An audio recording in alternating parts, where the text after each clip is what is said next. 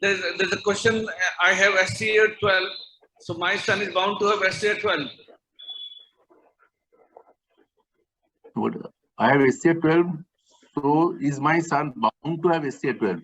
No, your son is not bound to have SCA 12. These are the diseases. This is an autosomal dominant disorder. आपका जो बच्चा है, आपका बच्चे को जो एब्डोमिनल जो जीन मिल भी सकता है, नहीं भी मिल सकता है, ठीक है?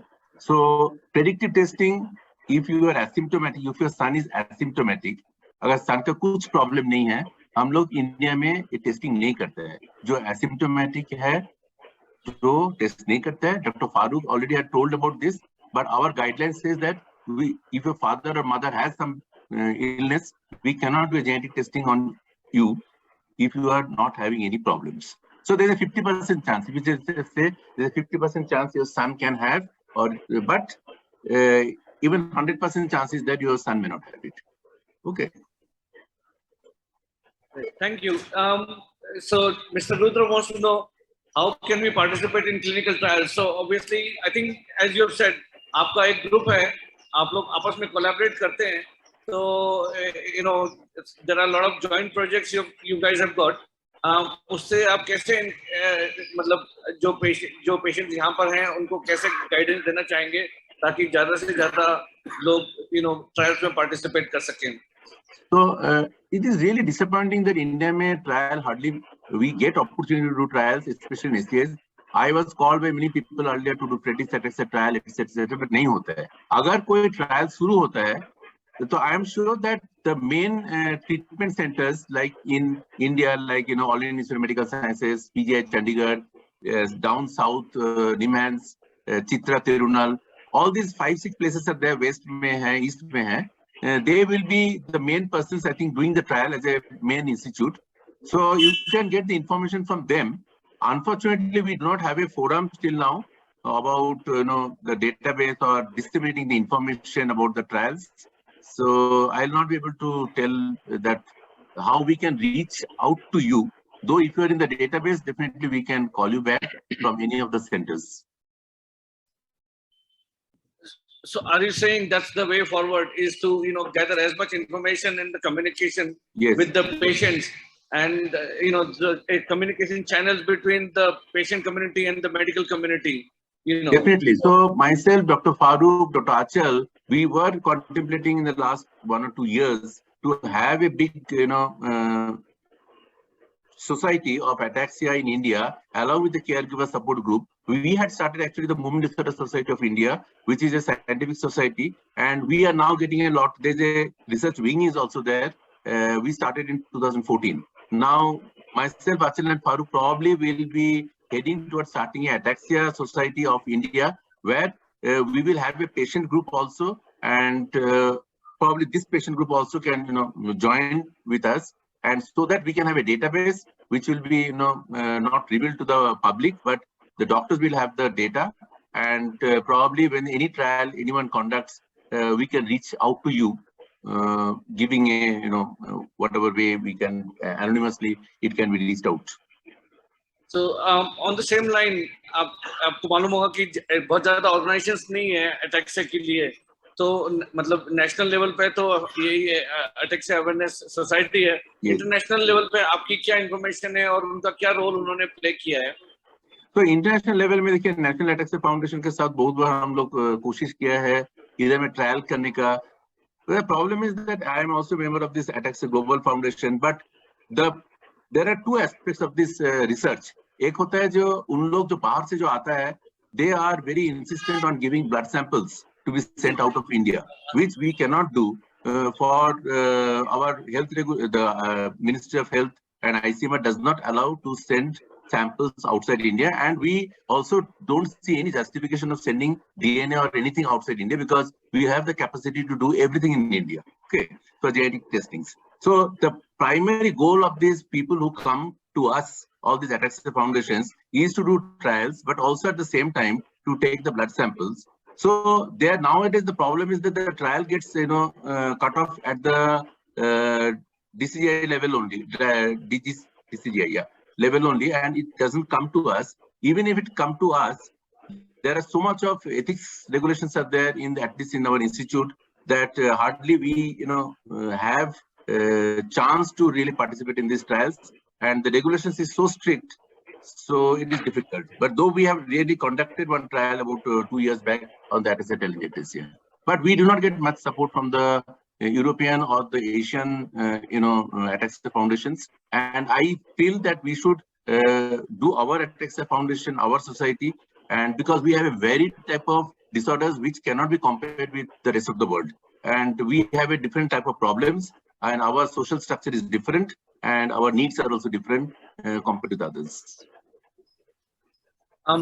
Dr. Muthalia, what do you think? What do you have to say about this? What the points raised by Dr. Pal? Can you please add on that? Well, I think one of the reasons why we are not having clinical trials in India, the drug companies have to come here, or our drug companies should invent some new drugs, then the trials will come. If we have drugs in our country, I'm sure that Dr. Paul and other people will jump into do the clinical trials. We are not doing that. We are not getting the new drugs. Yeah, there is also. That's my answer.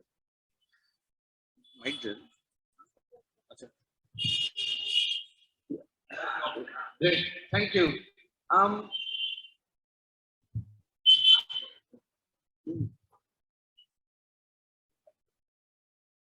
Actually, the government is not encouraging to get the new drugs.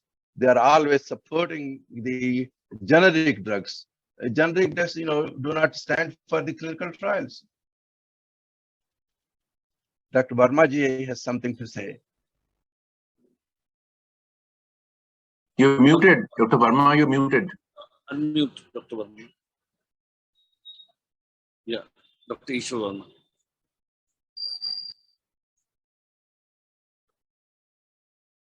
So Dr. Muthalia has said the right thing. यहाँ drugs ही नहीं बनाते तो ही trial होगा. Trial will be only on new drugs, new therapy. तो India में companies risk नहीं लेना चाहती. यहाँ इन्वेस्टमेंट नहीं है.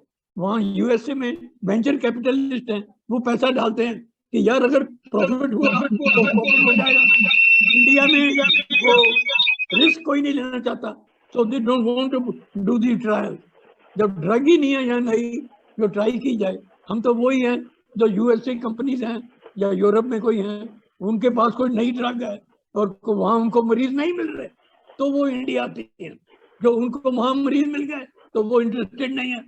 दूसरा, इंडिया से वो पेशेंट इसलिए लेते कि उनको घड़ी बुड़ी टेस्ट कैसे करें. You have to test every few months. तो ये चक्कर है. तो ट्रायल करना इंडिया में इतना आसान नहीं है. तो ये क्योंकि वेंचर कैपिटलिज्म यहाँ नहीं है. लोगों को पैसा होना चाहिए ताकि इन्वेस्टमेंट करे एंड टेक ए रिस्क. वहाँ ये है कि जो दवाई बन गई, ये ऑर्फन ड्रग कैसे बना. जो जब स्टार्ट हुई थी तो उसने कहा, डॉक्टर जो हेनरी टर्मेर था, उसको पता था कि मरीज बहुत कम है. ये कोई डायबिटीज तो की जैसी मरीज ने दवाई बीमारी नहीं है कि इतने मरीज हैं कि बहुत सारी दवाई बिक जाएगी. ये तो बहुत कम मरीज हैं. ये दवाई जो खर्चा आएगा वो कवर नहीं होगा. तो government has to support, otherwise कोई डेवलप ही नहीं करेगा. हमने भी एक मीटिंग में कंपनी वालों को बुलाया. उसने कहा डॉक्टर साहब हम तो कभी रिकवर ही नहीं कर सकते. जो 100,000 मरीज हैं, जो 2,000 मरीज हैं, तो उनमें कैसे खर्चा कवर होगा. तो government has to come in and step with the money. तो वहाँ ये है कि यहाँ जो रेयर डिजीज एक्ट है, ऑर्फन ड्रग एक्ट, इसमें गवर्नमेंट प्राइस नहीं फिक्स कर सकती. प्राइस बहुत हाई होता है. वहाँ यूएसए में इंश्योरेंस कंपनी दे देती है खर्चा अगर इलाज हो सकता है. तो ये चक्कर है, इसलिए यहाँ ट्रायल नहीं होते. प्लस अभी हमारे प्राइम मिनिस्टर ने जो कहा कि इंडिया में बनाओ, ये वो काफी एनकरेज कर रहे हैं कि इंडिया में ये चीजें डेवलप करें. So I think there is more chance in the coming few years that we will do something in India. Hello sorry.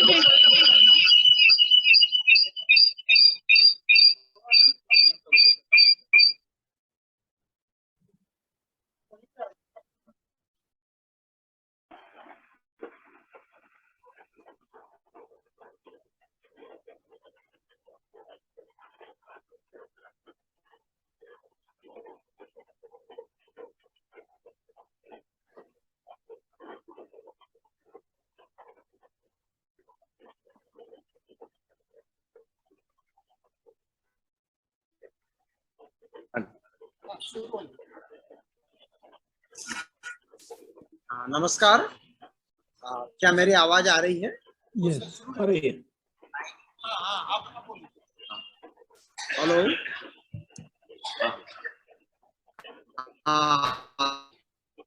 Awareness society के इस शिखर सम्मेलन में जो पैनल डिस्कशन हो रहा है, मैं उसे आरंभ से सुन रहा हूं और मुझे बहुत खुशी है और गर्व है कि राष्ट्रीय और अंतर्राष्ट्रीय स्तर के अनेक लब्ध प्रतिष्ठित विशेषज्ञ आज हमारे प्रश्नों के उत्तर दे रहे हैं। मैं स्वागत करता हूं डॉक्टर अचल का, प्रमोद पॉल का, डॉक्टर मिठाइला का, डॉक्टर ईश्वर वर्मा का, और मैं कुछ संक्षिप्त टिप्पणी करूंगा और हमारे जो पेशेंट और उनके परिवार यहाँ पर आए हुए हैं उनके लिए एक संक्षेप में अभी तक की जो बातें हुई उनका एक सिनॉप्सिस जैसा रखना चाहूंगा कि अभी तक आप लोगों ने कई सवाल उठाए और कई प्रश्नों के बहुत अच्छे उत्तर भी प्राप्त हुए और कुल मिलाकर परिदृश्य यह बन रहा है कि लोग इच्छुक हैं क्लिनिकल ट्रायल में भाग लेने के लिए, लेकिन हमारे यहाँ परिस्थितियां उसके अनुकूल नहीं है।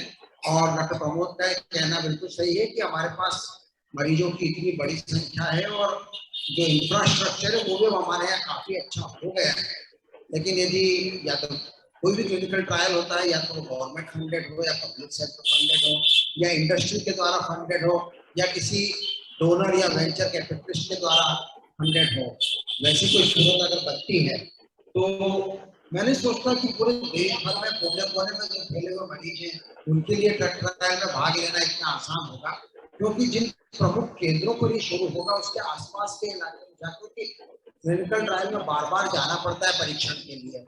तो यदि आप दिल्ली या बेंगलोर या त्रिवेंद्रम या चंडीगढ़ के पास रहते हैं और वहां पर वो क्लिनिकल ट्रायल चल रहा है तो आप उसके अंदर भाग ले पाएंगे। और जब इस तरह का कोई ट्रायल शुरू होता है तो उसकी सूचना निकलती है और हम लोगों के पास जो डाटाबेस है उसके अंदर से भी हम लोगों को आमंत्रित कर सकते हैं कि ऐसा ऐसा ट्रायल शुरू हुआ है। अब जैसा कि कुछ देर पहले कहा था कि अटेक्सिया तो एक बीमारी का नाम नहीं, अनेक प्रकार के म्यूटेशन, अनेक प्रकार के जेनेटिक वेरिएशन उसके अंदर होते हैं और अगर क्लिनिकल ट्रायल शुरू होगा तो सारे प्रकार के अटेक्सिया एक साथ नहीं होगा, उनमें से किसी एक प्रकार की या तो फ्रीड्रिक्स हो गया या SCA12 हो गया या SCA1 होगा, एक समय में एक।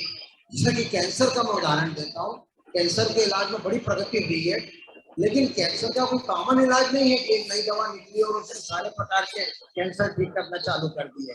तो अगर 1000 तरह के कैंसर है तो उनमें से 100 या 200 प्रकार के कैंसर ऐसे हैं जिनमें कुछ कुछ प्रगति हुई है, लेकिन बाकी जो 500-600 प्रकार के कैंसर उनमें कोई प्रगति नहीं हुई है। इसीलिए डायग्नोसिस बहुत जरूरी है कि आपको जो अटेक्सिया है वो कौन से प्रकार का है, मॉलिक्यूलर DNA टेस्ट होना जरूरी है ताकि जब नया इलाज नया ट्रायल शुरू होता है तो आपको मालूम पड़े कि ये जो नया इलाज निकला है या नया ट्रायल शुरू हुआ वो जब तक कि आपके पास डायग्नोसिस नहीं है वो काम आप उसके अंदर आप भाग नहीं ले पाएंगे। और मुझे बहुत खुशी है कि अटेक्सिया अवेयरनेस सोसाइटी इतना काम कर रही है और जैसा कि डॉक्टर पाल ने कहा अगर नेशनल अटेक्सिया सोसाइटी लोग बनाते हैं तो वो उनके पास और भी ज्यादा संसाधन होंगे, वो लोग ज्यादा ऊंचे स्तर का काम कर पाएंगे। तो जितनी संस्थाएं हो उतना अच्छा। और मैं आप लोगों से अनुरोध करूंगा आज जो मरीज और घर वाले आने वॉलंटियर्स यहाँ आए कि आप लोग national ataxia foundation of USA उनकी वेबसाइट को देखिए, उनकी कुल संख्या सदस्यों की 13,000। तो अमेरिका जिसकी आबादी हमसे लगभग 1/4 है, वहां पर 13,000 लोग सदस्य हैं। तो कल्पना करिए कि भारत की आबादी में इसका 4 गुना लोग होना चाहिए। हालांकि डॉक्टर अचल श्रीवास्तव और इनकी डाटाबेस में करीब 5,000 लोग हैं। तो हम उम्मीद करते हैं कि आने वाले वर्षों में और लोगों को भी अपने साथ जोड़ पाएंगे। एक और छोटा सा मैसेज देना चाहूंगा, कई बार मीडिया में या सुनी सुनाई बातों के आधार पे खबर आती है कि फला इलाज निकला है। कई लोग स्टेम सेल का विज्ञापन करते हैं कि हमारे आईवीएफ के लाख में इलाज कीजिए, लेकिन इस तरह के दावों के ऊपर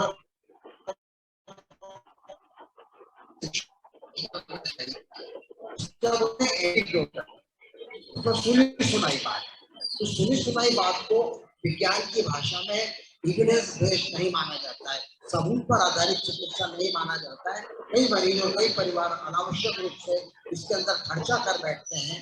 तो जब तक रैंडमाइज्ड कंट्रोल ट्रायल के द्वारा किसी औषधि की प्रभावशीलता और उसकी सुरक्षा के बारे में पर्याप्त सबूत इकट्ठा न हो गए, तब तक हमें इस तरह के सुनी सुनाई बातों के या एनेक्डोटल बातों के या मिथ्या विज्ञान के जो दावे मीडिया में कभी कभी आ जाते हैं, उनके ऊपर विश्वास नहीं करना चाहिए।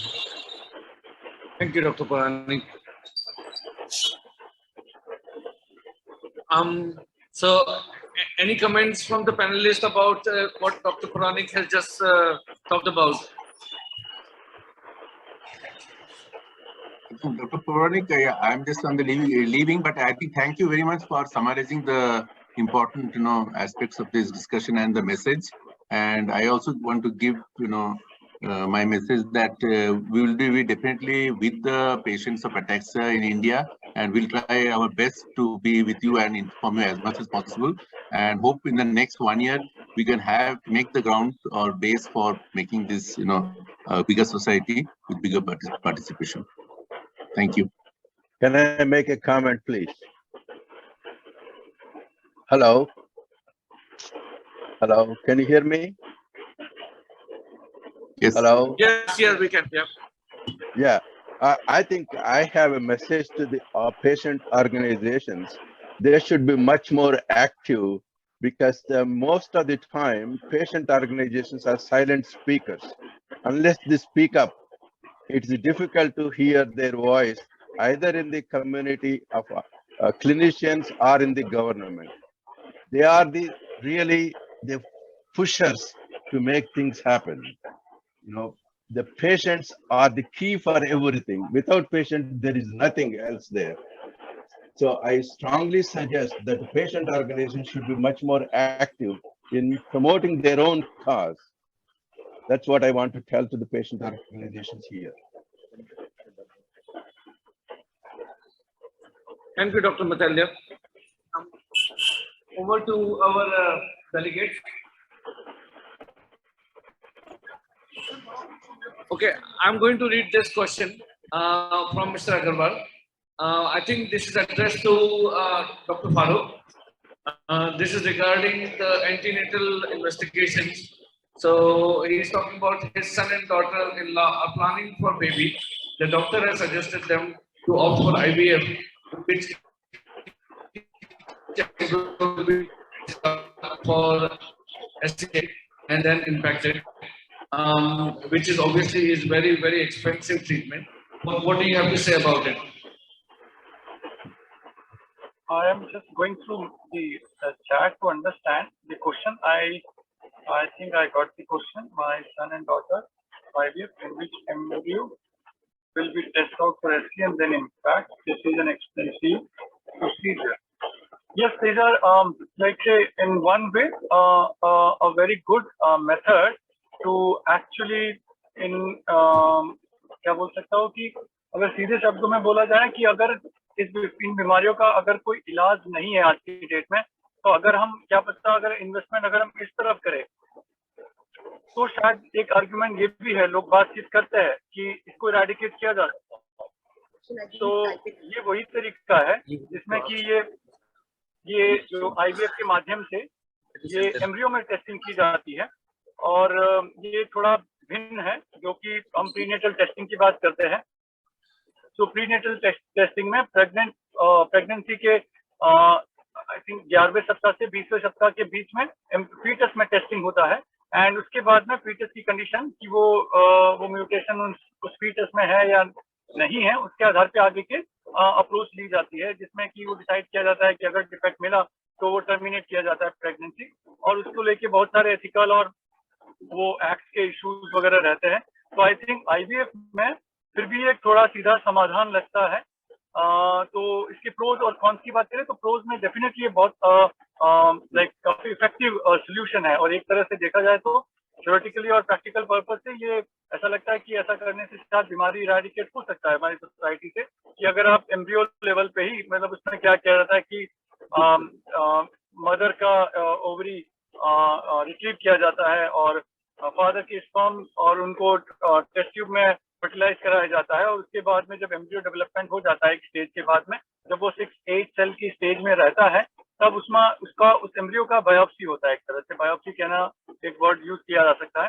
तो उस बायोप्सी के माध्यम से ये पता लगाया जाता है कि वो जो ग्रुप ऑफ एम्ब्रियो सेल्स है उसके अंदर वो डिफेक्ट स्क्रीन करके पता लगा सकते हैं कि वो जो ग्रुप ऑफ एम्ब्रियो में वो डिफेक्ट है कि नहीं है। अगर टेस्टिंग में आता है कि ये डिफेक्ट नहीं है तो वो एम्ब्रियो फ्रोजन स्टेट में रहता है और उनको इम्प्लांट किया जाता है।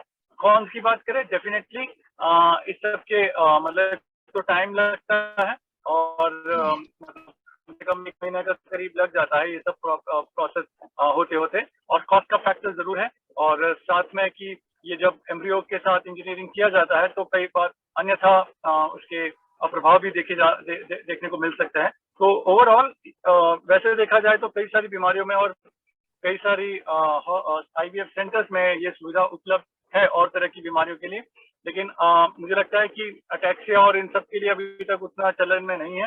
तो आई थिंक जैसे जैसे और रिसर्च और माध्यम, ये जो टेस्टिंग वगैरह की सुविधा है हर जगह पे, और क्वालिटी, मतलब ये सब चीजों का जो लेवल है वो बिल्कुल एब्सोल्यूट बेस्ट लेवल पे होगा, तभी जाके कॉन्फिडेंस डेवलप किया जा सकता है between patient and doctor to decide upon कि ये कौन से प्रकार का ये जो प्रीनेटल जो टेस्टिंग पॉसिबल होता है वो कौन सा रास्ता वो अपनाए। तो एक और बात बस मैं ये कहना चाहता हूँ कि ये तो मेरा क्वेश्चन का जवाब था, लेकिन प्रारंभिक तौर पे आपके संस्था के माध्यम से जैसे अटैक्सिया अवेयरनेस सोसाइटी है, तो एक तरह के इस प्रकार के नॉलेज के अवेयरनेस के बारे में भी मरीजों को अवगत कराया जा सकता है, पूछा जा सकता है कि वो क्या उनको ये सब अलग अलग भिन्न भिन्न प्रकार के ये जो इनके जो मेथड्स है जो जिससे कि बीमारी को प्रिवेंट किया जा सकता है, प्रीनेटल टेस्टिंग के बारे में, एम्ब्रियो ट्रांसफर और ऑल्सो दी अनुवांशिकता की जो कई बार कुछ सवाल भी ऐसे आ रहे हैं कि वो उनको पता नहीं है कि इनहेरिटेंस किस प्रकार से होगा, कि वो 50% होने में 50% होने लाइक नेक्स्ट जनरेशन में 50% होने की संभावना है, 25% है या नहीं होने की संभावना है। इस प्रकार के नॉलेज के बारे में भी अवगत कराने की जरूरत है। तो मैं समझता हूँ कि शायद हमें एटलीस्ट जब तक इलाज ट्रायल नहीं है हम इस तरफ अपनी पहल शुरू कर सकते हैं, ताकि पेशेंट को जो अवेलेबल नॉलेज, न्यू नॉलेज है, जो टूल्स उनके पास मतलब मौजूद है, उनके बारे में वो सही डिसीजन ले सके। मैं समझता हूँ कि सोसाइटी इस तरफ काम कर सकती है। Thank you doctor for such comprehensive answer. बहुत बहुत अच्छा जवाब दिया और मुझे फीडबैक मिला है कि वो सेटिस्फाइड है, तो बहुत बहुत धन्यवाद आपका। कुछ क्वेश्चंस ऑडियंस से पहले भी आए थे इसके पहले, और वो थोड़ा लाइफस्टाइल सपोर्ट के बारे में है, मतलब बेसिकली लिविंग विद अटैक्सिया, तो जिसमें कुछ नई मोडालिटीज आई हैं। एक ने क्वेश्चन ये पूछा है कि जो लाइफस्टाइल सपोर्ट है जैसे व्हील चेयर्स हैं, उसको 2 व्हीलर को अगर 4 व्हीलर में कन्वर्ट किया जाए और उससे कुछ फायदा हो सकता है in terms of the mobility और support in the day to day work. ऐसे कुछ एडजस्टमेंट्स आपके हिसाब से फायदा करेंगे क्या पेशेंट्स को? जी बिल्कुल। एक्चुअली अगर लॉजिकली सोचा जाए तो ये सब जो टेलर्ड या स्पेशलाइज्ड जो ऐसे व्हीकल का मॉडिफिकेशन होता है वो सब है कि पेशेंट का मोबिलाइजेशन मतलब वो क्या कहते हैं ना, वो पेशेंट को मोबाइल रख सके। तो जो भी जिस प्रकार की पद्धति प्रक्रिया से मतलब पेशेंट मोबाइल रह सके, वो स्टैटिक ना रह जाए, उसकी लाइफ एक तरह सिमट के ना रह जाए, उसके लिए जो भी हमें माध्यम मिलता है वो किसी भी प्रकार से हो, किसी भी टूल से हो, किसी भी टेक्नोलॉजी से हो, तो मुझे लगता है कि हमें अडॉप्ट करना चाहिए इन सब चीज़ों को, और हमें इसमें कोई ज़्यादा हैरानी नहीं महसूस करनी चाहिए। तो जो भी आपके लिए पॉसिबल है जिससे कि आप अपनी नॉर्मल लाइफ को जी सको जितना मैक्सिमम जिस तरीके से, वो ठीक है, मैं समझता हूँ। Great, thank you.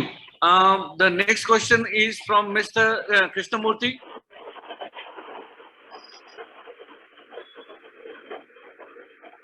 Yeah. So the question is, basically, it's basically around the dilemma of using the assisted devices because they can improve the quality of life, but at the same time, you feel that you are dependent on them. So how do you solve that dilemma? And the question is to all the panelists, basically. So, the assisted devices which improve the motivation, they improve the quality of life, but at the same time, you feel that you can't do much about it. You're not able to exercise your muscles as much. So, where do you balance, how much you should make use of those?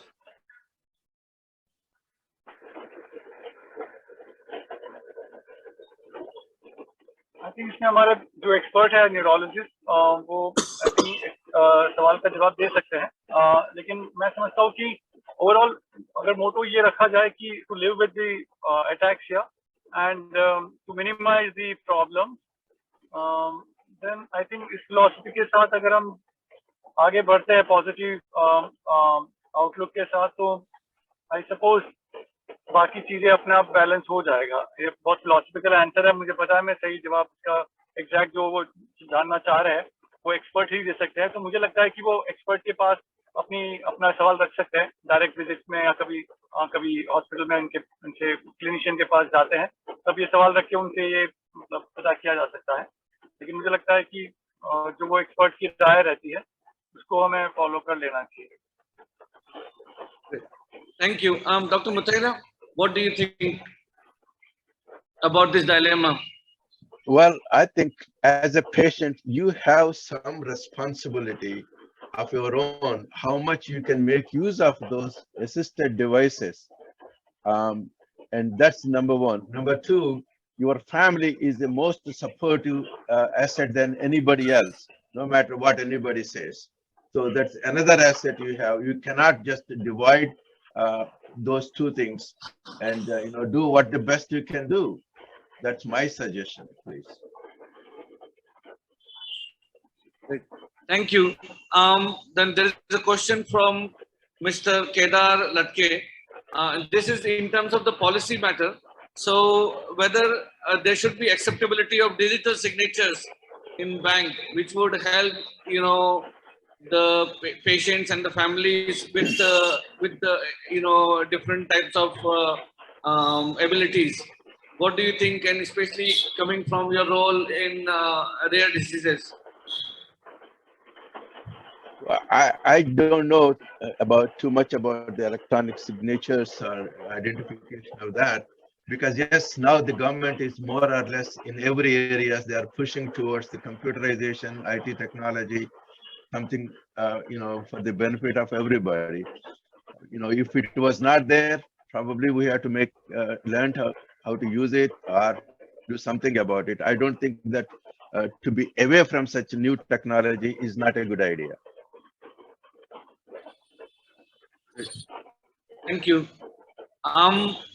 एक common question ये भी आया है कि इस तरह की problems में in these types of difficulties, what are the types of jobs which would be recommended to the patients who are suffering from ataxia or are kind of in the progress stage? So vocational wise आप लोग उनको क्या advice देंगे? I have some suggestions in that one. I have been very proponent of providing some kind of employment opportunities for these ataxia or any other rare disease patients, simply because if they are not doing anything, they are becoming non-productive to the country. I'm sure that they have the ability to do something on their own. Yes, they may not be able to do as much as anybody else, other persons like you and me, but they can do it. They can contribute to the productivity. For that reason, I ask all the industries to come up with ideas, employ them in whatever they can. If suppose they can only do 1/10 of the work that is being done by normal people, only pay 1/10 of that, but that keeps occupy in the industry, and they estimate the self-esteem will go up for the patients. I think industry should try to do something about it. Thank you. Mister Khan ये पूछना चाहते हैं कि वो काफी समय से vitamin E और कोएंजाइम Q10 ले रहे हैं, ऑलमोस्ट 10 years से। What do you think is there any evidence or is there any role of these medicines in the long term management of ataxia?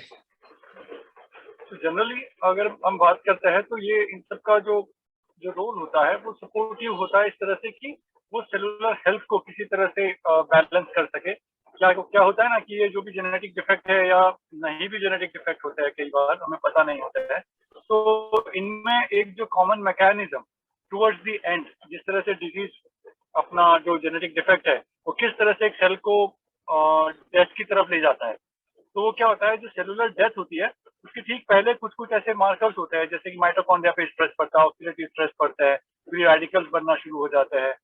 तो वहां पे उस समय अगर ये जो सप्लीमेंट्स होते हैं ये क्या करते हैं कि जो कोलैटरल डैमेजेस होते हैं इनको कुछ हद तक शायद मतलब बैलेंस करने में हेल्प करता होगा। और कुछ ऐसे एविडेंसेस है, बहुत प्रोफाउंड एविडेंस नहीं कह सकते, लेकिन हाँ वीक एविडेंस जरूर है इनका role to like to slow to improve the cellular health probably.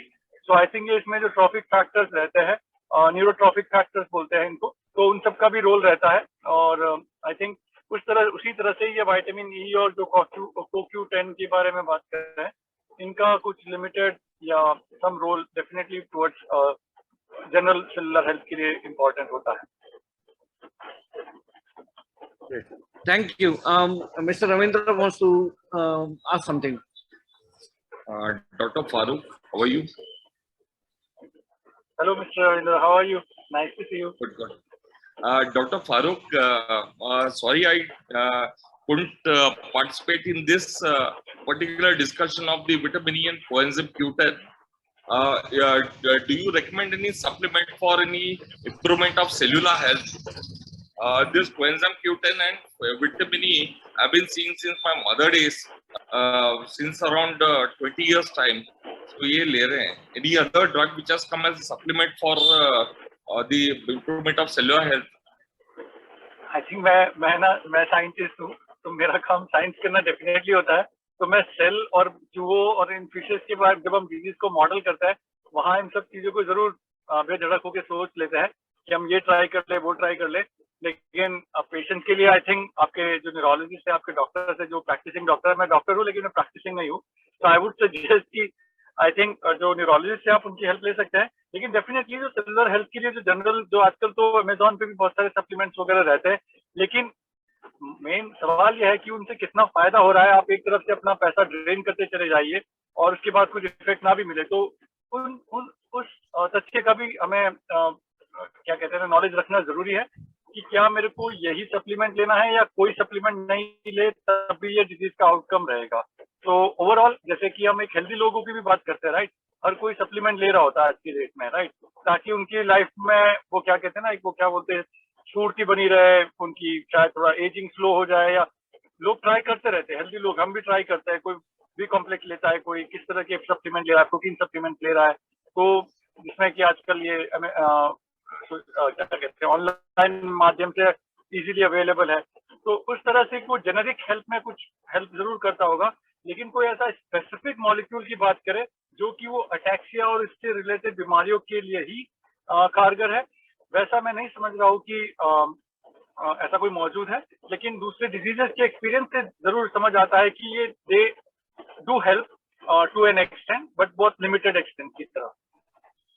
तो लेना और नहीं लेना ये डिसीजन शायद और एविडेंस की अगर जरूरत है भी, या मतलब हमें और रिसर्च बताएगा आगे जाके, लेकिन इनका एक लिमिटेड रोल जरूर रहता है। तो आई थिंक मैं प्रैक्टिस में तो ये देखता हूँ कि हर कोई डॉक्टर जरूर लिखता है सप्लीमेंट। मैं ये देखता हूँ कि कोई भी प्रिस्क्रिप्शन किसी भी तरह के न्यूरोडिजेनरेटिव पेशेंट में सप्लीमेंट के बिना नहीं होता है, सप्लीमेंट दिए जाते हैं। तो इसका मतलब कहीं ना कहीं एक जनरल बिलीव तो है कि ये सप्लीमेंट देने से डिजीज का प्रोग्रेशन शायद स्लो हो, लेकिन किस स्तर पे होता है, किस हद तक होता है, इसके बारे में मुझे नहीं लगता कि किसी के पास भी जवाब होगा।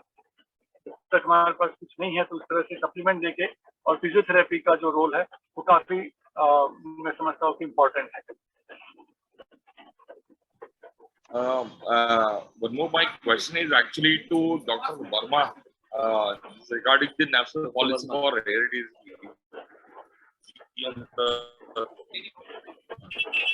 My next question is to Dr. Verma about the national policy for rare diseases. Sir, हैं? Dr. Verma, are you still there? No, he is not here, but I may try to answer your Yeah, question. okay. Acha, Dr. Muthala, yeah. Dr. Muthala, sir, Dr. Verma had mentioned one thing that ataxia, though it is not mentioned in the list of rare diseases, but it is very well considered as a rare disease. But the thing is, if it is listed on, wouldn't it be better? Although it is told that if there is no treatment available, it is not to be listed in the list of rare disease. But don't you think this sort of it should be listed, even though it doesn't have any treatment? Like maybe some assistive, the financial assistance can be in terms of buying assistive devices or any other thing which can be supported. Even, sir, nowadays, the disability certificate which is given to ataxia patients doesn't have the mention of the term ataxia in that. It is termed as either locomotor disability or something else.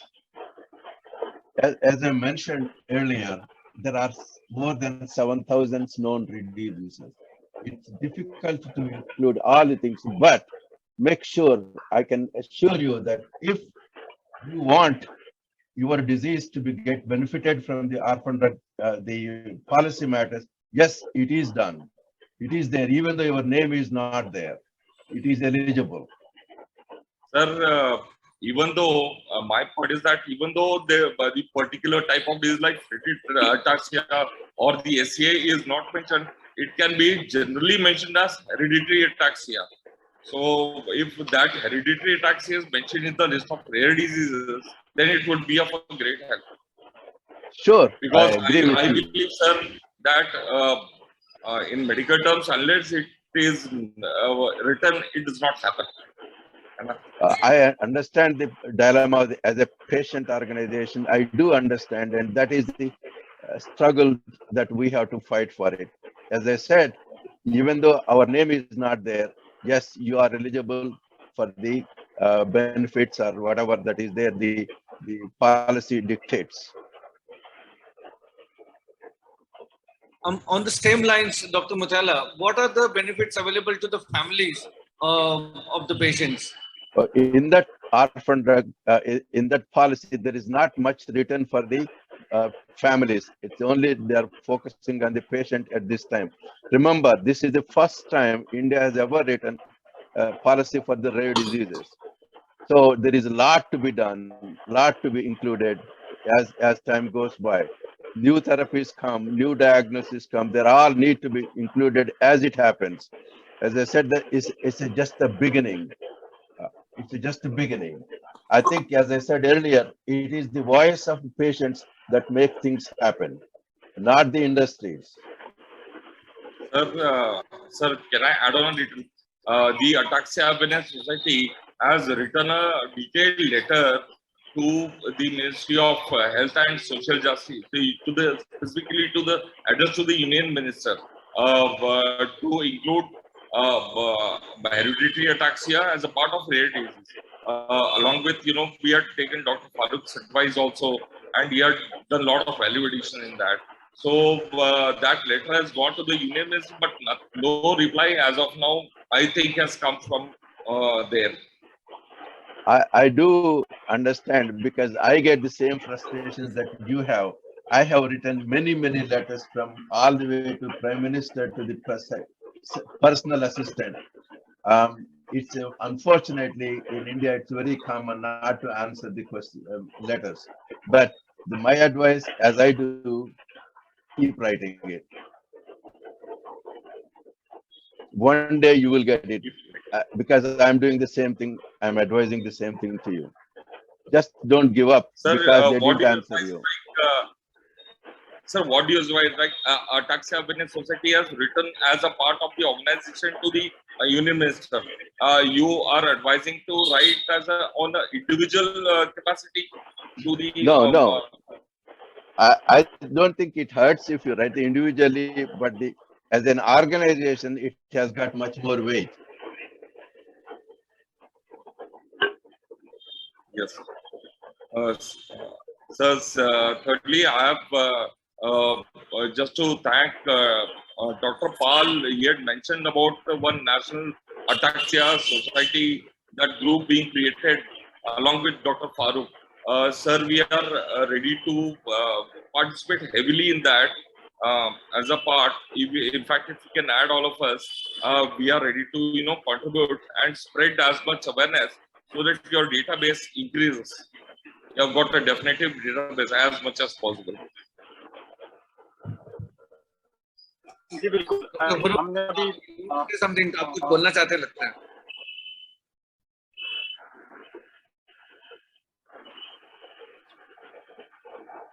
वैसे मैं बोल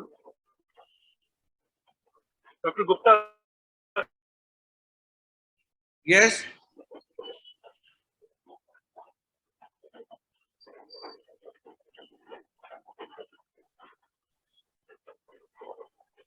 It's okay. I think there is a connection problem. Should we move on to question by Mr. Naresh? आप कुछ पूछना चाहते हैं? हाँ?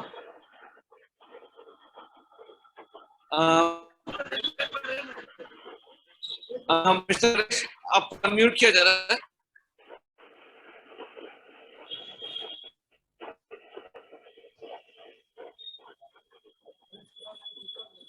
Mr. Binayak?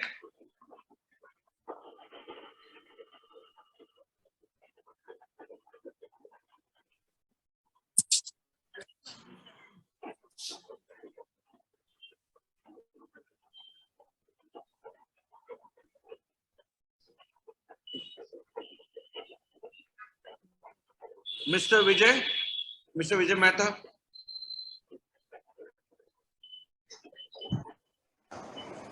Please go ahead. Mr. Mehta. Good evening, sir. Am I audible? Yes, you are. I am since 3 years I am suffering from multiple system atrophy, cerebellar, one type of ataxia only. Please give some information. Now I am suffering from breathing problem also. I was going to come, but I could not come because of my breathing problem. Here my doctor neurologist advised me not to go because of this problem, breathing problem.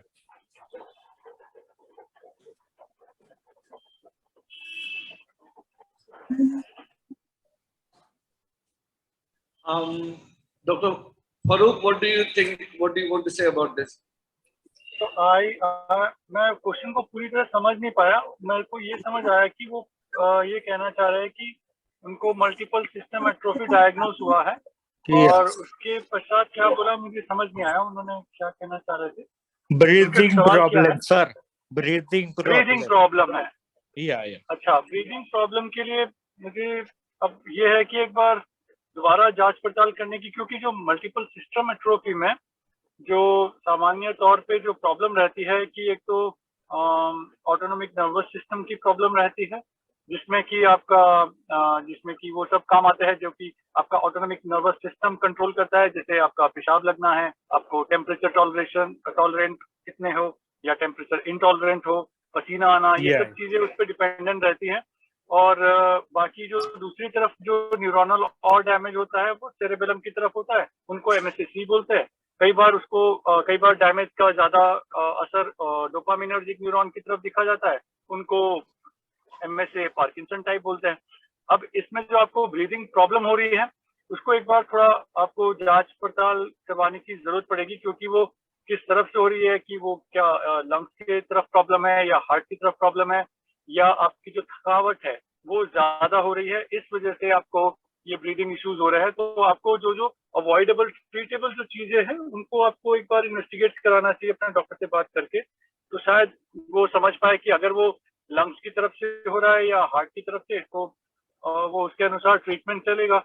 और अगर वो बीमारी की वजह से general थकावट जो बोलते हैं उसकी वजह से हो रहा है, तो डॉक्टर ही शायद आपको जांच करके बता पाएंगे। Thank you, sir. But nowadays I'm suffering from anxiety problems also. Anxiety problem. Anxiety के लिए वही मैं कह रहा हूँ, तो ये एक्चुअल में ना जो ब्रेथलेसनेस वाला जो मैटर बता रहे हैं ना, ये कई बार एंजाइटी से भी जुड़ा हुआ होता है। मैं बिल्कुल श्योरली नहीं बोल रहा हूँ कि आपको वही होगा, लेकिन मैं कह रहा हूँ कि कई बार ये ना जब हम डॉक्टर से मिलेंगे, बात करेंगे, आपकी जांच होगी, वो आपको दोबारा एग्जामिन करेंगे, तो शायद ना वो ऑब्जर्वेशन जो उनकी फाइंडिंग्स की होगी उससे आपका पता लगा पाए कि आपको ब्रेथलेसनेस की वजह क्या है। जो एंजाइटी वगैरह का है वो डेफिनेटली ट्रीटेबल होता है। तो यही मैं कहता हूँ कि ये पार्ट मैनेजेबल होता है, कि जो आपको एंजाइटी इश्यूज हो रहे हैं, आपको स्लीपलेसनेस है, तो वो ट्रीटमेंट डेफिनेटली आपको डॉक्टर देगा। उसकी तरफ ध्यान जरूर मिलेगा, उनका ध्यान जरूर मिलेगा आपकी इस प्रॉब्लम की तरफ। तो मैं समझता हूँ कि एक बार आपको दोबारा डॉक्टर से कंसल्ट करना चाहिए, तो न्यूरोलॉजिस्ट आपको जरूर सही राय देंगे। Thank you, sir, very much, sir. Thank you very much. जी जी, शुक्रिया। Hello. Yeah, Mr. Vinayak, go ahead. Yes. Yes, sir. Hello. Hello, sir. मैं सुन रहा हूँ। हाँ, बोलिए बोलिए ना विनायक जी। I am suffering from tremor and ACA since 2012, but my problem is that walking problem plus writing problem plus speech therapy plus not in control at all. Total body is tremoring. I take Probanal 40, also Clonidel 0.5, and even 400 plus I have feeds also from 2014. So I take a Valparin Chrono 500, and also for tremor I take Propanol 40, but last 3 or 4 months I am totally unable to walk. My walking capacity down day by day, and also I have a secret question that I'm married and I have 2 children, but I can't diagnose this.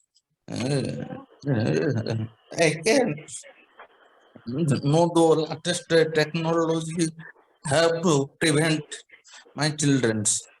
Can any treatment for them to prevent their future? Sir. Vinayak ji, thank you. मैं जितना आपका सवाल सही तरह से समझ पाया हूँ, आपके सवाल के my voice is not audible.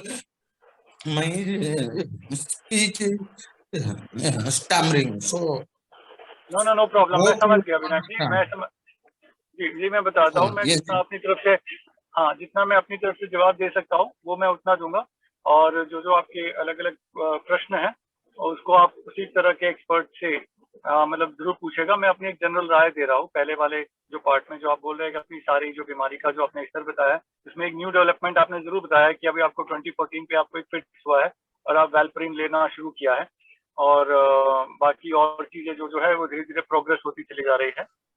तो और आपने दवाई भी बताया कि आप ट्रेमर की आप प्रोपेनोलॉल ले रहे हैं, जो एम्पेरिकली डॉक्टर सबसे पहले यही प्रिस्क्राइब करते हैं। तो मैं समझता हूँ कि इस पार्ट को डॉक्टर्स ने ठीक से एड्रेस किया है। एक बार मैं चाहूंगा कि आप अपने डॉक्टर से दोबारा मिले, क्या पता वो कुछ और डोज अगर जिसकी गुंजाइश होगी कि अगर वो चाहे कि प्रोपेनोलॉल की डोज और ARP टेस्ट के लिए बोले हैं। ARP ERP वो ना test. हाँ वो वाला पार्ट आप ना अपने न्यूरोलॉजिस्ट से जरूर आप उनको बताने की जरूरत है। आप वो डेफिनेटली आपकी हेल्प करेंगे I क्योंकि ये have जो आपके also, sir, actually, I went to Nimas in the year 2016 and under epitally I treated muscle biopsy. That also negative and SA1, 2, 3 and 12 also negative. My cousin brother also have the same problem. So I doubt for my future. I have 2 children.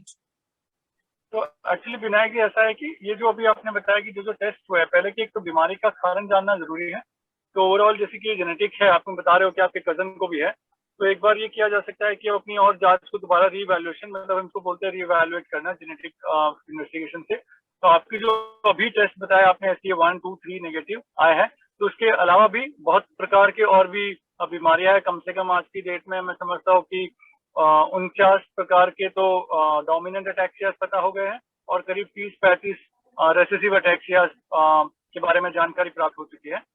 हमारे lab में test भी available रहते हैं। तो आपको लगता है कि, मुझे लगता है कि आपको एक नेक्स्ट लेवल का टेस्ट जो बोलते हैं एक्सोम सीक्वेंसिंग वगैरह, तो उसके लिए आप एक काम कर सकते हैं, डॉक्टर अचल के क्लिनिक में भी मतलब आप विजिट कर सकते हैं अगर आपके वो पास पड़ता है तो वहां से आपको जो ये जेनेटिक जांच के माध्यम से।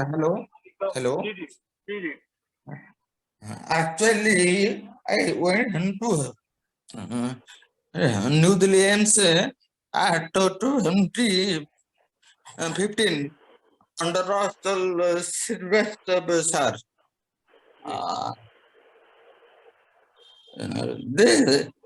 They told me you are suffering from FRDA ataxia. अच्छा, वो आपका जांच भी वो FRDA, तो एक रेसेसिव अटैक्सिया टाइप है। और इसमें देखो ऐसा है कि आपने जो अगला सवाल, अब मैं जैसे क्योंकि आपने बता दिया है कि आपको कौन सी बीमारी है, तो मैं इसके संदर्भ में बोलना चाहता हूँ क्योंकि आपने सवाल पूछा है अगला कि आपके बच्चों में किस तरह से प्रिवेंट किया जा सकता है। तो पहले तो मैं बताना चाहता हूँ कि ना ये डिपेंड करेगा कि अगर जैसे आपके उसमें जो उस जीन के 2 कॉपी होते हैं फ्रीडरिक अटैक्सिया के, वो दोनों में विकार है, दोनों में खराबी है, तो आप अपने बच्चों को दोनों में से एक कॉपी तो खराब वाली देंगे ही देंगे। लेकिन जो दूसरी कॉपी जो बच्चों में है ना, वो माँ से आती है। तो अगर माँ में अगर वो डिफेक्ट नहीं है मौजूद, तो बच्चों में एक ही विकार रहेगा, एक कॉपी डिफेक्ट रहेगा, और उस स्थिति में बच्चों में बीमारी नहीं होगी अगर मदर से डिफेक्टिव कॉपी नहीं आता है। Mother is fine, sir. तो वो एक ऐसा होता है कि हाँ, तो उसमें क्या कर सकते हैं कि अगर मदर का अगर कैरियर स्क्रीनिंग कर दिया जाए, आपके परिवार या आपके रिश्तेदारी में शादी नहीं हो रखी है, तो मैं नहीं समझता हूँ कि आपकी जो गोत्र है वो सेम है या आपके वो परिवार के ही सदस्य है कोई दूर के, तो उस तरह से मैं नहीं समझता कि वो कैरियर होंगे उसी बीमारी के। तो अगर पूरी तरह पुख्ता रूप से पता करना है तो कैरियर स्क्रीनिंग के लिए जा सकते हैं। तो आपकी जो वाइफ है उनका आप क्या कहते हैं कैरियर स्क्रीनिंग को फ्रीडरिक अटैक्सिया करा सकते हैं। अगर वो बिल्कुल उनका पता चलता है कि दोनों कॉपी बिल्कुल नॉर्मल है, तो बच्चों में एक आपकी तरफ से जाएगा, वो एक खराब कॉपी ही जाएगा, और एक खराब कॉपी से बच्चों में कोई परेशानी नहीं आएगा।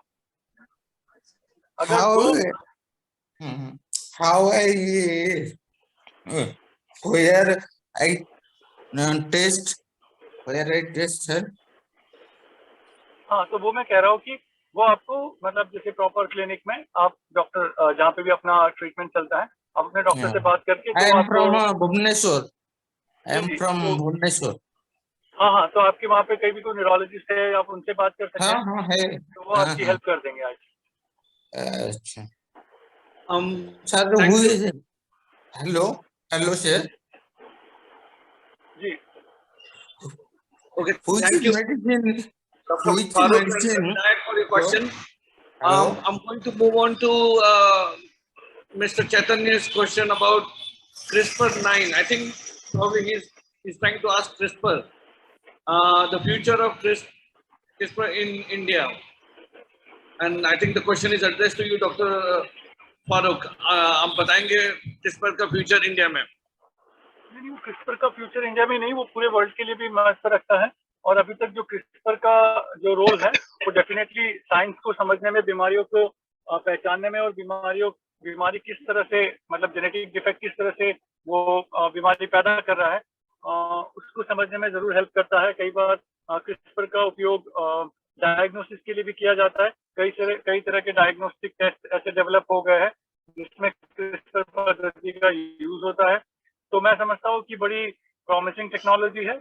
एक तरह से उसको डीएनए कैची बोलते हैं कि जहाँ पे भी डिफेक्ट होता है उसको कट कर दीजिए और वापस से जो जहाँ कट हो गया उसको सील कर दीजिए। तो इस तरह से मतलब थ्योरेटिकली और प्रैक्टिकली डिशेज में या मॉडल सिस्टम में जो हम लैब में काम करते हैं उसमें हम डीएनए को क्या कहते हैं ना, हम इंजीनियरिंग कर सकते हैं।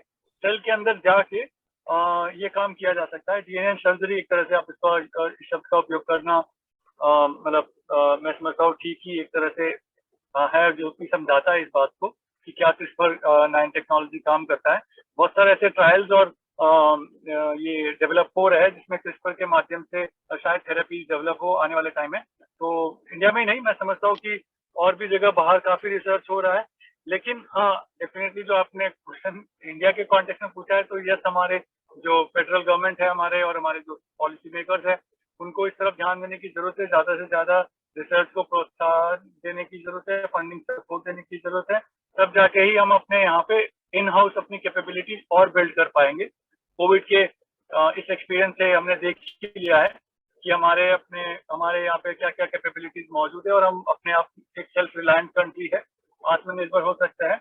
लेकिन उसके लिए हमें थोड़ा ये एक अपेक्षा रहती है कि गवर्नमेंट हमारी तरफ ध्यान दे इस तरह से कि वो फंडिंग सपोर्ट दे, उनको अन्य प्रकार के सपोर्ट सुविधाएं भी उपलब्ध कराए। तो मैं समझता हूँ कि सारे जो रिसर्च और इलाज या कुछ भी कह सकते हो वो इंडिया में भी मतलब डेवलप किए जा सकते हैं डेफिनेटली।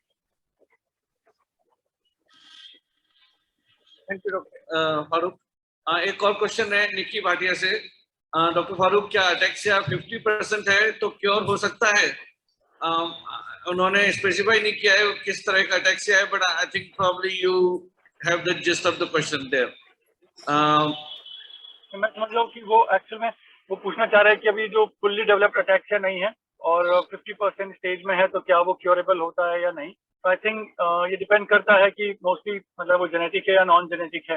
तो अटैक्सिया कुछ इस प्रकार के होता है जो ट्रीटेबल होता है। अभी तक एक ही प्रकार जो मैंने सुना है जो जेनेटिक अटैक्सिया ट्रीटेबल हो सकता है वो है विटामिन ई डेफिशिएंसी की जेनेटिक डिफेक्ट, जो कि विटामिन ई की मेटाबॉलिज्म में हेल्प करता है। वो डिफेक्ट अगर रहता है तो विटामिन ई के सप्लीमेंट से अटैक्सिया ठीक हो जाता है। विटामिन B12 डेफिशिएंसी भी अटैक्सिया होता है, वो अटैक्सिया भी विटामिन B12 के सप्लीमेंट से ठीक हो जाता है। तो डिपेंड करता है कि किस प्रकार का कॉज है। लेकिन ज्यादातर जेनेटिक बीमारियों के लिए तो वो एक प्रोग्रेसिव बीमारियां होती है और उसके लिए कोई बहुत डेफिनेटिव क्योर तभी मौजूद नहीं है।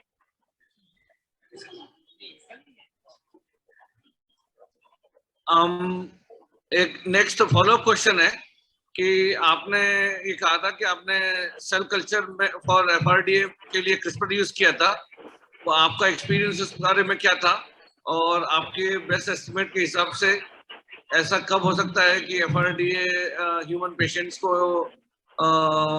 एक्सेप्ट करे, टेस्ट करे? बिल्कुल, एक्चुअली मैंने वही बोला कि हम अक्सर बोलते हैं कि मरीज पहले में पूछते हैं कि क्या हमारा इलाज पॉसिबल है कि नहीं है, ये नया ड्रग है वो हम ले सकते हैं या नहीं ले सकते। यस, हम कहते हैं कि लैब एनिमल्स जो स्मॉल एनिमल्स होते हैं उनको हम ठीक कर देते हैं, उनका अटैक्सिया ठीक हो जाता है। लेकिन सेल का अटैक्सिया भी जो होता है वो हम ठीक कर सकते हैं। इसी तरह से हमने जो क्रिस्पर टेक्नोलॉजी का इस्तेमाल जो फ्रीड्रिक अटैक्सिया के लिए किया था वो हम ये चाह रहे थे कि हमें ये देखना था कि जैसे जो फ्रीड्रिक अटैक्सिया का पेशेंट है उसका हमें न्यूरॉन चाहिए था। तो क्या होता है ना कि आप लाइव पर्सन का न्यूरॉन तो नहीं ले सकते, बायोप्सी नहीं होता है। तो हमने क्या किया था कि हमने पेशेंट के ब्लड सेल्स लिए, ब्लड सेल्स को हमने स्टेम सेल में परिवर्तित किया और जब वो एक बार स्टेम सेल बन गए तो हमारा अगला उद्देश्य था कि हम उसको न्यूरॉन बनाएंगे। तो वो पॉसिबल होता है। उसके बाद हमें देखना था कि क्या एग्जैक्टली क्या कौन सा वो रास्ता है कि जिसके द्वारा वो डिफेक्ट सेल डेथ को लीड करता है, सेल डेथ को कॉज करता है। तो हमें ये जानना था, तो हमें क्या होता है ना कि पेशेंट का सेल लाइन तो मिल गया, अब हमें जो भी उसका उस सेल के अंदर जो हो रहा है वो कितना वो डिजीज के वजह से ही हो रहा है, उसके लिए हमें कंपैरेटिव ग्रुप चाहिए होता है। तो हम क्या करेंगे, एक दूसरा कोई व्यक्ति लेंगे जो हेल्दी हो, जिसको फ्रिडरिक का विकार या बीमारी नहीं है, उसका भी हम सेम तरह से सेल लाइन बने और दोनों को कंपेयर करें। तो ये क्या होता है कि ये कंपैरिजन ना फिर भी एक्यूरेट कंपैरिजन नहीं कहलाता है, क्योंकि जो वो दूसरा व्यक्ति है उसका डीएनए अलग होता है। मतलब जनरली हम कहते हैं कि दो व्यक्ति के डीएनए 99% सेम होता है, 1% होता है जो अलग होता है, लेकिन वो 1% जो डिफरेंस है ना वो भी बहुत ज्यादा होता है। तो हम ये चाह रहे थे कि क्यों नहीं वो जो पेशेंट हमें फ्रिडरिक अटैक्सिया का पेशेंट था उसी का ही हम एक कंट्रोल रूप बना, एक कंट्रोल वर्जन बना ले। तो हमने क्या किया कि वो जो पेशेंट था जिसके अंदर फ्रिडरिक अटैक्सिया का म्यूटेशन है उसको हमने कट कर दिया, और कट होने के बाद में वो म्यूटेशन उस सेल से गायब हो गया। अब हमारे पास दो प्रकार के सेल्स हो गए, एक में जिसमें कि पेशेंट में वो डिफेक्ट है, एक सेल लाइन में डिफेक्ट है, दूसरी सेल लाइन में डिफेक्ट नहीं है, बाकी जो बचा हुआ पूरा जो मटेरियल है वो सेम है दोनों सेल लाइन में। तो एक ही पेशेंट से हमने कंट्रोल भी पैदा किया कंपेयर करने के लिए, और वो पेशेंट का लाइन जिसके अंदर डिफेक्ट है उसके अंदर हम अगले अपने एक्सपेरिमेंट करने थे, ये जानने के लिए कि फ्रिडरिक अटैक्सिया के सेल के अंदर क्या और गतिविधियां चल रही है, क्या डिफेक्ट हो रहा है, और वो अलग अलग एक्सपेरिमेंट करके हमें पता करना था। तो ये है कि ये टेक्निक काम करती है, ये हमने देखा है कि वो धीरे रिपीट जो होता है वो कट करके हमने हटा दिया, वो हट सकता है। लेकिन अब प्रैक्टिकली थेरेपी यूज करना है उसके लिए बहुत सारे और भी चीजें रहती है कि हमें उसको सेल के अंदर कैसे पहुंचाना है। तो वो जीन डिलीवरी सिस्टम्स होते हैं, उनको हमें नेक्स्ट लेवल पे ले जाने की शायद और चीजें और रिसर्च करने की जरूरत है। लेकिन अगर रिसर्च हो रही है, मैं समझता हूँ कि शायद एक दिन पॉसिबल हो कि ह्यूमन ट्रायल CRISPR पद्धति से भी शायद विकसित हो जाए। तो ये तो लगातार प्रोग्रेसिव रिसर्च का ही प्रोग्रेसिव रिसर्च के बाद ही हम कह पाएंगे। अभी तो हम सब ये इमेजिन करते हैं और सोचते हैं, उसी के इमेजिनेशन ही हमारे का, तो इसको हम बेस बना के हम अपना काम कर रहे हैं। देखिए आगे और हमें कुछ सफलता मिलती है तो हम बताएंगे आपको। Thank you so much doctor Farooq, आपने बहुत ही अच्छी तरीके से जवाब दिया है और ये काफी अच्छा एक्सपीरियंस रहा है। And thank you to you Dr. Mathilla as well.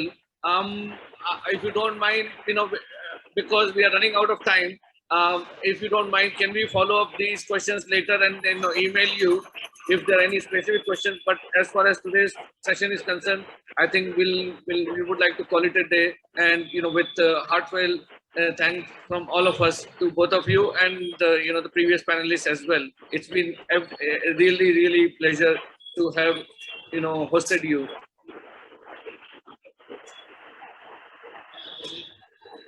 जी शुक्रिया, Thank you very much.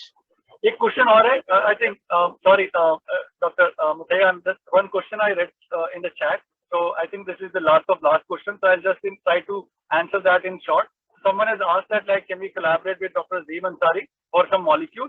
So I just want to mention here that, like, we already collaborated with Dr. Azim Ansari when they discovered this molecule, and in same way we checked in cellular system that this molecule which they identified worked very well to actually bring back the expression of Friedreich ataxia gene. So अब है कि उसकी जो आगे की जो trials की जो तरीका होता है वो phase 1 ट्रायल होता है, पहले वो सब phase 2 ट्रायल और वो सब, तो उनसे हम लगातार जुड़े हुए हैं। अब देखो उसमें और भी कारण रहता है कि वो हमारे साथ अब कोलैबोरेट करके ही वो अपना आगे के ट्रायल्स करेंगे, या वो चाहेंगे कि हम phase 3 ट्रायल में जुड़े उनसे, या अभी स्टार्टिंग से वो हमें जोड़ना चाहते हैं, तो हम लगातार उनसे टच में हैं। तो होपफुली देखते हैं कि अगर वो कोलैबोरेशन वर्क करता है तो प्रॉब्ली इनिशियल स्टेज के ट्रायल शायद हमारे यहाँ के पेशेंट में भी शुरू हो पाए।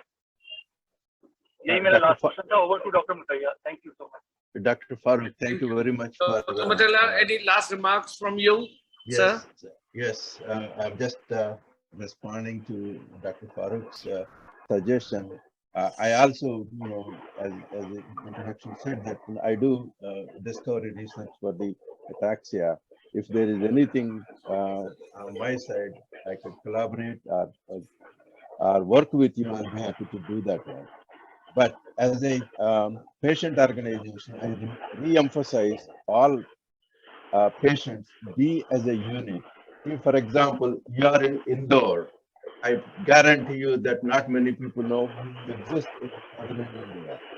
So please expand your patient circle so that your bigger pool rather than just one particular city. That's my suggestion to the AAS. Dr. Swasti, which I have been working with her for the last several years. I've been telling her that include the other people in the different areas. Thank you. Great. Thank you. You all are rays of hope for all our patients. So thank you once again and good night. Good night. Bye-bye. Good night. Bye bye. Thanks. Bye.